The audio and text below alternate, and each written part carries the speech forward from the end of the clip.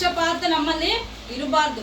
ನಾವು ಈಗ ಸರಿಸಮ, ಆ ಮಕ್ಕಳು ಒಂದೇ ನನ್ನ ಮಕ್ಕಳು ಒಂದೇ ಅಂತೇಳಿ ನಾವಿಬ್ಬರಿಗೆ ಸರಿಸಮ ಕೊಡುವಾಗ ಅಲ್ಲಿ ಭೇದವಿಲ್ಲದೆ ಇರ್ತದೆ. ಅದಕ್ಕೆ ಆಮೇಲೆ ಅದೇ ರೀತಿಯಲ್ಲಿ ಒಣ ಎಮ್ಮೆಯಿಂದಾಗಲಿ, ಒಣ ಎಮ್ಮೆ ಅಂದ್ರೆ ಅಹಂಕಾರ ಇರಬಾರ್ದು. ನಾನೇ ಹೆಚ್ಚು, ನಾನೇ ಮೇಲೋ, ನನ್ನಿಂದನೇ ಎಲ್ಲ, ನಾನಿಲ್ಲದೆ ಏನೂ ಇಲ್ಲ ಅನ್ನೋದು ಅದು ಒಣ ಎಮ್ಮೆ, ಅಹಂಕಾರ. ಮನುಷ್ಯರಿಗೆ ಯಾವಾಗ್ಲೂ ಅಹಂಕಾರ ಇರಬಾರ್ದು, ತಗ್ಗಿಸ್ತಕ್ಕೆ ಇರಬೇಕು, ದೀನ ಮನಸ್ಸುಳ್ಳವರಾಗಿರ್ಬೇಕು.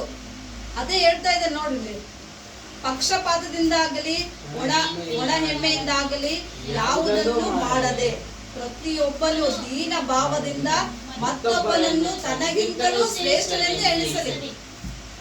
ಅಪ್ಪ ಇವಾಗ ಒಬ್ಬ ಜ್ಞಾನವಂತ ಇದಾರ ಅನ್ಕೋ, ನಾವು ನಮ್ಗೆ ಒಬ್ರು ಬುದ್ಧಿವಂತರ ಇದಾರ ಅನ್ಕೋ, ನಾವು ದೊಡ್ಡರಿದಾರ ಅನ್ಕೋ, ಅವಾಗ ನಾವ್ ಅದ್ ಏನ್ ಅನ್ಬೇಕು, ಅವರೇ ಚೆನ್ನಾಗಪ್ಪ, ಅವರು ಒಳ್ಳೆ ಜ್ಞಾನ ಐತೆ, ನಾವು ಅವ್ರ ಮುಂದೆ ಏನ್ ಮಾಡಂಗಿಲ್ಲ ಬಿಡು ಅನ್ನೋ ಒಂದು ಭಾವ ನಮ್ಮಲ್ಲಿ ಇರ್ಬೇಕು. ನಾವು ಎಷ್ಟೇ ಬುದ್ಧಿವಂತರಾದ್ರೂ ನಾವೇನ್ ಬೇಕಲ್ಲಿ ತಗ್ಗಿಸ್ಕೋಬೇಕು, ನಾವ್ ಹೆಚ್ಚಿಸ್ಕೋಬಾರ್ದು.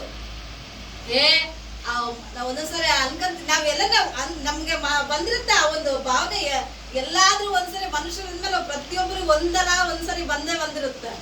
ಅವನಿಗಿಂತ ನಾನೇನ್ ಕಡಿಮೆ, ನಾವು ಓದಿದ್ರಾಗ ಅವ್ರಿಗಿಂತ ಕಡಿಮೆ ನಾನೇನು ಪ್ರತಿಯೊಂದ್ರಲ್ಲಿ ಆ ಒಂದು ಒಣಮೆ ಇರಬಾರ್ದು.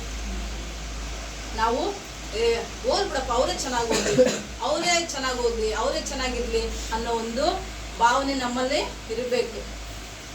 ಬರೀ ಎದುರು ಮಾತಾಡೋದು,